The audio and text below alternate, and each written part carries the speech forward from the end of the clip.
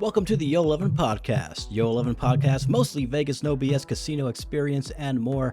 Michael Traeger is casino and travel loyalty expert who also helps people turn their travel dreams into travel realities. And now your host, Michael Traeger. How's it going, Michael? I am doing really well. And how are you doing? I am doing really well also. Especially knowing that what happens in Vegas stays in Vegas, but it happens more affordably during July and August. It's the best. It's the best tagline ever. I mean, it really is the best, but it happens more affordably. You can figure it out in all kinds of different ways. I mean, Indeed. Oh boy. Well, what did they have? What happens in Vegas? What stays in? What was the original slogan? Yeah, it was what happens in Vegas stays in Vegas. Then it was what happens here stays here. Okay. What I had was a T-shirt that says "What happened in Vegas never happened." That was actually an old T-shirt from the Palms. That's pretty good though. What happened in Vegas never happened. Never happened.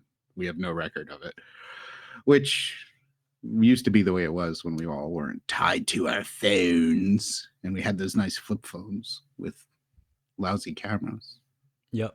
I remember my first. Now phone. it's just Nokia, no camera. Yeah. Just heavy. Well, it's amazing. It's amazing how good. Like you do the editing on the videos, like that video you did, and I think people should really watch the Thompson Madrid penthouse. I mean, that is an iPhone 13 Pro Max, which is how many years now? About. I don't really follow the iPhone market like I used to, but I think it's like at least 4 or 5 years old. Possibly, but it's still, hey, as long as we can get 1080p, that's all that matters. Yeah, no, but the thing about that is like to do an impromptu video with that phone in my pocket because somebody else said to me, "Oh, it's really good. Are you using this Canon blah blah blah EOS or whatever?" I'm like, "No." "Using this?" "No." "Are you using this?" "No." And I'm always like, I'm just too lazy. I have that one other little camera that I can wear that we did for the airline video, for the Finnair video. Oh yeah, for a few other things. Yeah, but you know what the problem is? A lot of times when I'm running around a city, I don't want to carry my backpack. I don't want to carry anything with me, especially when it's warm out. So I just love the idea that I can, rely on that phone. And you do such good editing on the videos. It's like, I don't know. I don't know if the quality level would really pop much more if I was using a separate dedicated camera. It probably wouldn't be worth my while. Yeah, no, as long as you have good lighting when you're doing room tours, just have as many lights on as possible. It's usually fine, especially with the phones that are out now, and even the ones that came out like 5 years ago. You don't need a separate, big hunky Canon camera or Sony or anything like that. Some go that way, but a lot of people want to do 4K and 8K, and that becomes more of a thing to do. But for 1080p. And you got your phone, and some phones record in 4K now. It's totally fine. Yeah, and the other thing is too. I mean, the truth of it is, the equipment is one thing, but also like how you take the pictures is another thing, right? And I think I'm like decent at like making sure I pan the things and not go too fast and try to do it all in one shot. I usually run through the suite first and figure out where I'm going, and then I do one video from it. But of course, you can't correct like horrible camera work. Like if you pan way too fast or do stuff, a lot of that isn't correctable, and that has nothing to do with the camera. So I sort of keep that in mind. I really try to. You know what I find is the hardest thing to do? No, what? Not breathe too heavy when you're running up and down stairs in a duplex. Yeah, there's not much. I mean, that can be fixed in post a little bit. I can remove some of the background. That one that the one that you just talked about, where you the penthouse suite. I did the Thompson one. Yeah, the Thompson penthouse suite. I remember I did some processing on that audio so that it was like you weren't getting any air conditioning sounds in the back and stuff like that, and it just really brought out your voice. Popped it into a mono track and then had the music back on a stereo track because it helps censor the voice. And I'm a good editor. What can I say? No. It's great. No, we work as a great team because I do say a lot of this stuff, people have asked me before. We really, it's one aspect of many of the things that I do and many of the things that Michael does. So we have to get them done quickly. He can't spend a week editing a video or me taking the video 7 times, before I get it perfect. It's actually much like this podcast where we just sort of do it on the fly. That's we do have some lead sheets and ideas of what we're going to cover, but we really don't script things out very much because we don't have time to do it. It would never get done if that happened. Indeed, indeed. Speaking of things on the lead sheet, let's get to the news. The Wizard of Oz will be presented at Sphere. The original 1939 film, The Wizard of Oz, will be presented as a fully immersive experience for Sphere. In collaboration with Warner Brothers, Discovery, Google, and Magnapus, Sphere will use cutting-edge technologies to enhance the original film. The Wizard of Oz at Sphere will maintain the integrity of the original while pushing the boundaries of Sphere's experiential medium.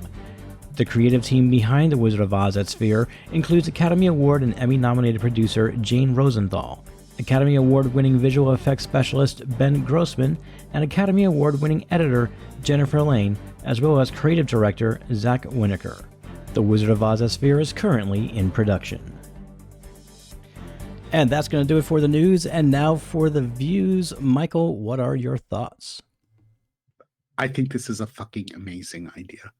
I think conceptually, it's a really amazing idea to play iconic films in the Sphere, or otherwise, as they say, pushing the boundaries of the Sphere's experiential medium.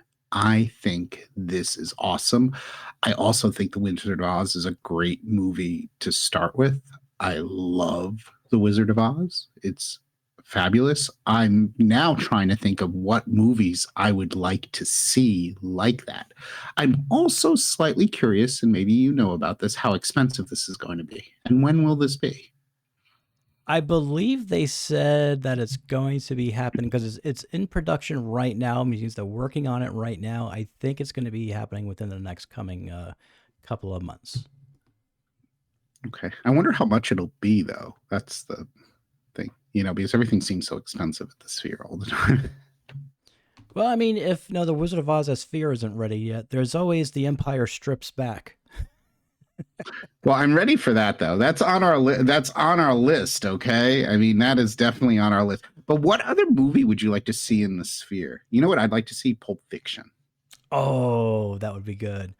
Right? The original Matrix movie, not 2 or 3, just the first one. That with all the special effects they had at the time, that would be awesome. Okay. That's good. This is cool. I'd love to hear. I wonder what other people think. What movie would you like to see in that kind of environment? I mean, actually, probably a lot of other movies would be great. I would, go back to like the original, like the first Star Wars, which I know isn't really the first Star Wars, right? Because it's like in the series, but the first one that was a movie, the one from 1979. It will always be the first Star Wars, okay?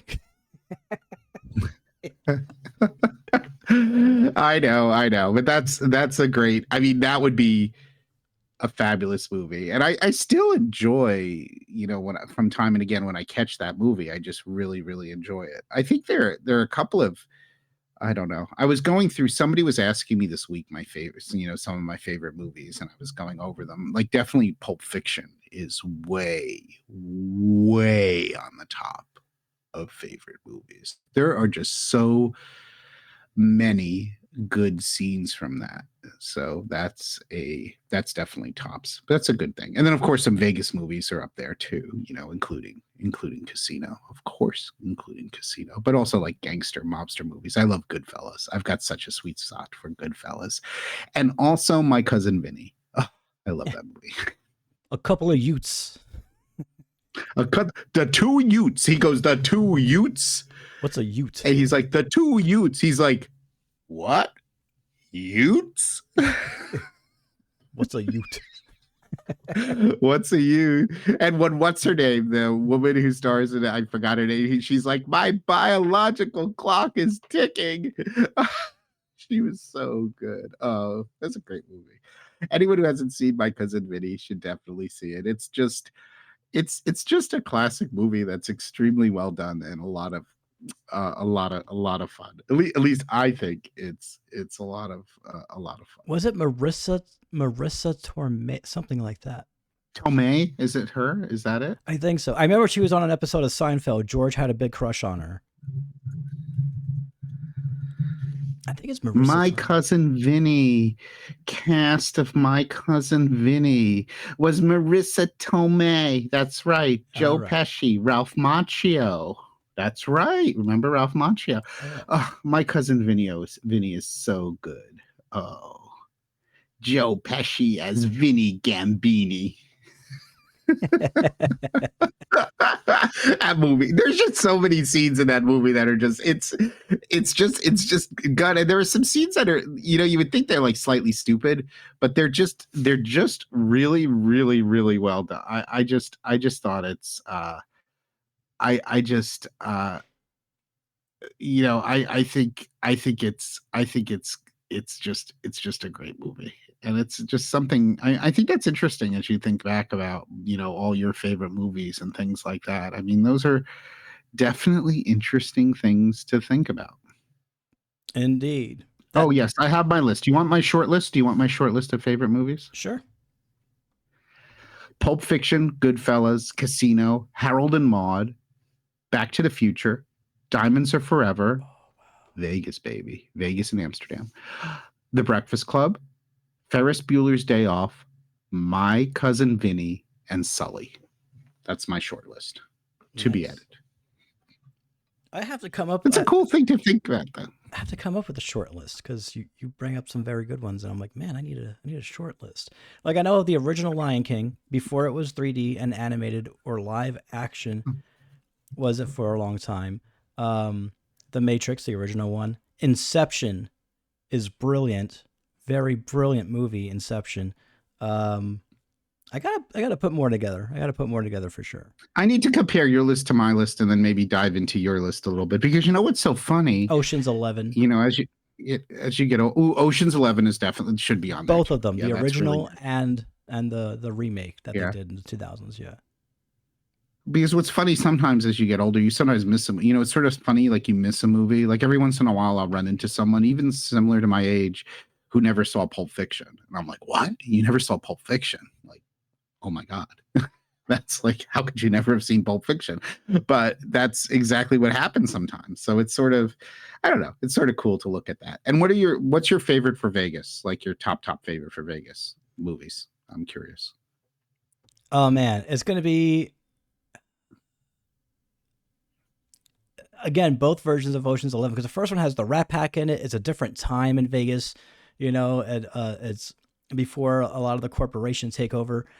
So that one, then the remake of Ocean's 11 with George Clooney and all them in it. The Hangover, absolutely, that was hilarious. Oh, that's true. The Hangover should go. The first Hangover should go on the list. You know why I like Ocean's 11 so much, and it's something I didn't even mention last episode.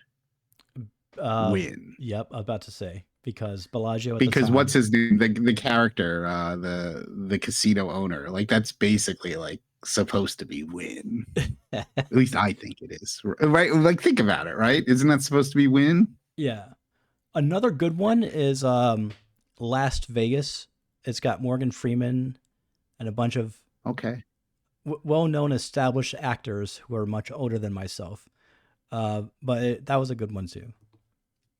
Okay, cool. I love these lists. We got to do an episode about that. That's like Vegas movies. That'll be cool. Now that we've gone off on a tangent. So anyway, moving on for the day, the topic of the day. All right, let's get on to the teas.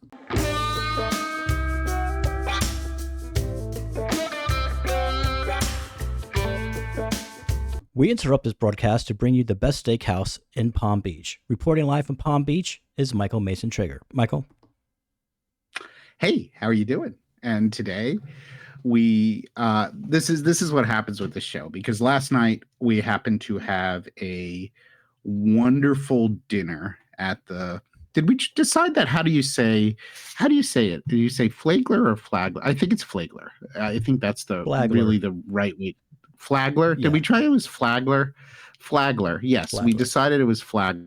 And Flagler's the person who originally created the first well, his second hotel was the Palm Beach Inn, and then it goes on to be the Breakers. So this is the person who created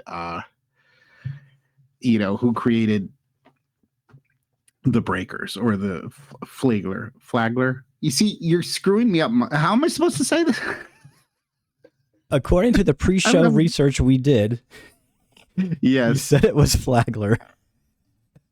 Flagler. That's Flagler. You know That's what? right. Tomato, tomato. Call it what you want. Flagler. On March 18th, 1925, 12 years after Flagler's death, tragedy struck the Breakers once again when another fire destroyed the all-wood structure. Mrs. Flagler's family, who had inherited the Flagler system, were determined to build the world's finest resort as a testament to Henry Flagler's vision. The new resort would be constructed where the old hotel once stood. The notable New York-based architectural firm of Schultz and Weaver were invited to design the Breakers Resort as we know it today. And the Villa Medici in Rome was the inspiration for the new hotel's facade. We have spoken before about the Breakers. The Breakers is wonderful. There'll be a link down below about more information on the Breakers. One of my favorite hotels in the world. And we now find out that they have one of the most amazing steakhouses in the country. Down the resort's picturesque Palm Line Drive sits the Flagler Steakhouse, a fresh take on the American classic chophouse. Inside, dramatic beamed ceilings, wood furnishings, and a prep-luxe palette of red, white, and blue evoke steakhouse tradition, while sleek, oversized chandeliers and graphic art skew contemporary. Out on the terrace, designed for comfortable dining every month of the year, panoramic views of the golf course and city skyline affirm that you are in the heart of Palm Beach. How does that sound, Movestro? That sounds amazing. Yes, but I just have to give so much credit, and you've been showing a couple of the pictures. What I had last night was a blackened rib eye with Calabrian chili butter, and I added a lobster tail to it, and it was just absolutely perfectly executed, incredible steak. And they have a really, really nice menu. And some of the things, the starters, just very traditional French onion soup, grilled artichoke hearts. They also have a corn and lobster chowder. They have a crispy burrata. They have caramelized Brussels sprouts, bruschetta. They have a jumbo lump crab meat Louis, and also classic oysters Rockefeller. I always say every steakhouse, classic oysters Rockefeller and French onion soup. What do you think? What are the two, like for starters in a classic steakhouse, Movestro? What do you think the starters should be? That should not be missing. Shrimp cocktail, French onion soup, and they have shrimp cocktail. Shrimp cocktail, French onion soup, and oysters Rockefeller. Did I miss anything that has to be on a classic steakhouse starter menu? I don't think you did. That sounds right. Yeah, I mean, to me, and they also have, of course, they have great oysters. They also have clams on the half shell. They have an ocean tower, shellfish and raw bar selections, and they have stone crabs. For salads, what's the salad you always have to have in the steakhouse? This is like the easiest question in the world. You got to have a Caesar salad, right? Right. So Absolutely. always there has to be because if you think nothing's more classic than having like a shrimp cocktail, a Caesar salad, and then a steak. Like to me, that's like the trifecta of trifecta. Trifecta. That's the trifecta of perfection. Shrimp cocktail, Caesar salad, steak. Do you think so? Like in your mind, Movestro, would that be your trifecta of amazing, like OG kind of steakhouse food? Yeah, I can't imagine it any other way. I mean, that's the standard. That's the standard we should all strive for. The standard and all of their beef is 100% Black Angus aged USDA prime steaks, and they are wonderful. Their three steak specialties are a steak au poivre with a brandied cream sauce, a sliced filet mignon with wild mushroom cream, and a blackened rib eye, which I had with the Mm. Calabrian chili butter. My son Ryan had the bone in filet, and he said it was amazing. But what was even more amazing is the restaurant. This is a restaurant that takes service to a very high level, especially with regard to food allergies and food requests. And my son is very strict gluten-free celiac and is very sensitive to cross contamination. And they went to incredible lengths to make sure that they could, accommodate everything perfectly gluten free, including making him really, really good gluten-free French fries and also gluten-free fries with like truffle parmesan in clean oil, gluten-free kind of stuff. And they also had gluten-free bread. Absolutely amazing. And what was so impressive when I called them to talk about this, they actually had me talk to a server and then speak to the manager and go over all of that. And I was just extremely impressive to me, the level at which the level of detail they had for, accommodating food allergies. And I'm sure that's the case with any of their other food allergies. But of course, this is a little bit of a special request because we, most of the time, for those who don't know, when you want something deep fried and you're gluten free and you're very sensitive to cross contamination, most places don't have either a separate fryer or don't have a means to fry things separately from other things. And many things have gluten in them that are fried. So what they would do is they would contaminate the oil and you wouldn't be able to fry other things. So it is very, very special. And as an aside, one of our other favorite places for gluten-free is Rare Steakhouse at Encore Boston Harbor, and they actually have a separate gluten-free fryer. So it's pretty interesting stuff, but really, really impressive. Sounds good. Sounds good. What did you think about the ambiance of the place? Amazing. Like total old school steakhouse kind of vibe, which I liked a lot. I'm trying to come up with a Vegas equivalent for you. SW, Golden Steer, Yeah. the one It was a S. little bit more like really good country club look. It's hard to describe, but like a country club kind of like really fancy country club look where the restaurant's on the second floor. It's just really, really nice. Really, really masculine, deep colors, beautiful chandeliers, like just very like clubby, warm kind of thing. Like it's just like the kind of place you think you would come into like after you spent the afternoon playing polo or maybe golfing. So I thought it was great. But on top of it, they were also super accommodating because we were trying to coordinate this because I was so excited we were going to go, and Ryan was so excited to go to dinner. That's my son. But everybody, all my kids were flying in on Delta, and the flight was delayed, an hour. Mm. And we were actually going to arrive a little bit later than they do their last seating. And they were also super accommodating with that. They were wonderful. I spoke to them, they confirmed, and they were able to push things and keep the kitchen open a little bit later so that we could really make it there and have our really special dinner as a family, to start off this family holiday weekend. And that was really special. But it's just so impressive to speak to a restaurant sometimes that takes so much care in wanting to accommodate things. And I have to say that they went above and beyond. The management, the servers, we had this wonderful server, Carla with a K. She was wonderful. Everything is just tip top. I'm just blown away by the service, but also the food was incredible. And that the blackened ribeye was just it was just executed. It just was done so well. Just really good. Also, the bread was wonderful. I wish we would have had a chance to have appetizers, but since we were getting there so late and it was a dinner well past 9 o'clock at night. It was just enough for us to get all of our entrees. We also had a wonderful Rioja. They all have a really, really extensive wine list. I actually was able to find the wine that we had in Madrid the week before, and I got another one from that same producer.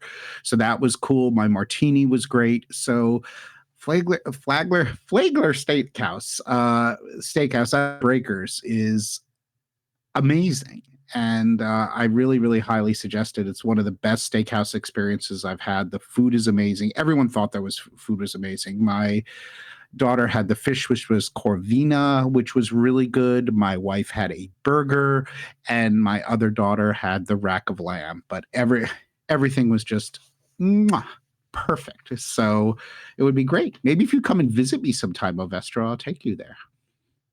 I got to get over my flight phobia before that happens. Other than that, it might be an Amtrak sleeper car. I'll have to see. Before we get going, is there anything you want to share or anything on your mind?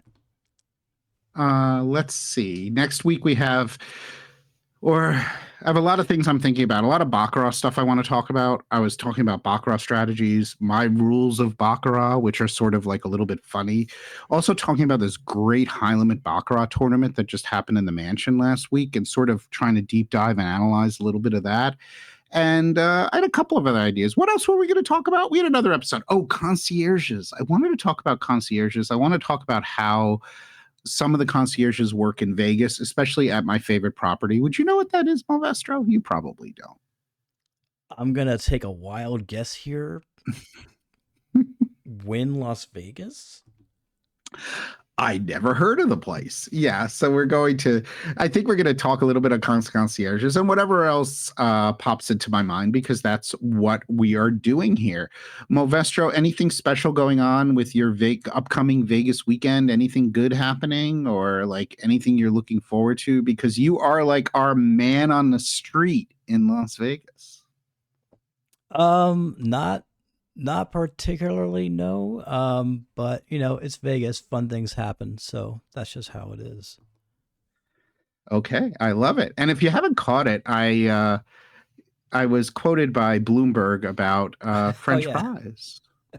In-flight French fries. You should put that link, the inside. But anyway, I might not be anything, but I'm definitely a French fry expert. So we will put the link in the show notes. But I was talking about how well American Airlines is executing these French fries. We still haven't shown pictures of that. We need to do that. Movestro, next episode, remind me, we'll show it. And I want to show this container that they heat them up in on American Airlines. They heat up the French fries. But as you can tell, I happen to love French fries. And I also happen to love fried chicken too. I love talking about them, but I might or might not be a French fry expert, but we will put a link to the Bloomberg article as a gift article. So you should be able to open it up. I will do that right now. So Movestro has that when he drops this episode. Next week we wanted to show some of the views people were sending in, right? Yeah. The hotel views was the best view you've had and stuff like that. And we asked people to send in their pictures. So keep sending us in. You can send them in anyway. tips@travelzork.com. Tag Travelzork on any social media and just say, this is my favorite view. So we can share all of these amazing views next week on an episode. And of course, like I said, we never guarantee what our subjects are going to be about, because things just sort of pop into my head, and that's what we do. But we have fun with it. And check out all the great articles on travelzork.com, because we've been pushing them out, especially because we've been enjoying ourselves. And Meltz usually drops an article every Friday, and Justin drops one in the middle of the week. This is pretty consistent, so you should check it out. We're talking about casino loyalty. We're just talking about Vegas news. We're even talking about Vegas mattresses. That's right. So Vegas mattresses. There's a lot out there on travelzork.com. All right, and that's going to do it for this episode. Luxury travel booking, travelzork.travel. Visit us at travelzork.travel to plan your next amazing vacation, not just to Las Vegas, but anywhere in the world. And feel free to check us out on social media and join the conversation. All social platforms are at TravelZork. We'll see you next time.